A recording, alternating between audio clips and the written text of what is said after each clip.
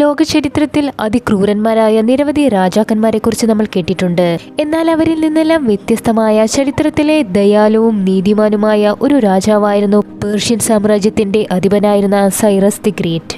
യൂറോപ്പിലെ പല രാജ്യങ്ങളും ഇന്ത്യയിലെ പല നഗരങ്ങളുമൊക്കെ തന്നെ അന്ന് അദ്ദേഹത്തിന്റെ സാമ്രാജ്യത്തിനു കീഴിലായിരുന്നു ഉണ്ടായിരുന്നത്. പലതരം ജനങ്ങൾ, പലതരം സംസ്കാരം, മതം ഇവയെല്ലാം ഉൾക്കൊള്ളുന്നതായിരുന്നു അന്നത്തെ പേർഷ്യൻ സാമ്രാജ്യം. അന്നത്തെ ഒരു സാമൂഹിക വ്യവസ്ഥിതി അനുസരിച്ച് ഒരു രാജാവ് ഒരു രാജ്യത്തെ തന്റെ കീഴിലാക്കുമ്പോൾ സ്വാഭാവികമായും അവിടുത്തെ ജനങ്ങളെ തങ്ങളുടെ മതത്തിലേക്ക് കൺവേർട്ട് ചെയ്യുന്നത് പതിവായിരുന്നു. എന്നാൽ സൈറസ് ഒരിക്കലും അതിന് മുതിർന്നിരുന്നില്ല. അദ്ദേഹം ലോകത്തിലെ തന്നെ ഏറ്റവും പഴക്കം ചെന്ന ഏകദൈവ വിശ്വാസമായ സൗരാഷ്ട്രിയൻ മതത്തിൽപ്പെട്ടയാളായിരുന്നു. എന്നിട്ടും അദ്ദേഹം തന്റെ ജനങ്ങളെ അവരുടേതായ മത ആചാരങ്ങൾ അനുഷ്ഠിക്കുന്നതിന് അനുവാദം കൊടുത്തു. മാത്രമല്ല, ചരിത്രത്തിൽ ആദ്യമായി മതനിരപേക്ഷത കൊണ്ടുവന്ന രാജാവെന്നതിലുപരി എല്ലാവർക്കും സമത്വവും നീതിയും അദ്ദേഹം നടപ്പിലാക്കിയിരുന്നു.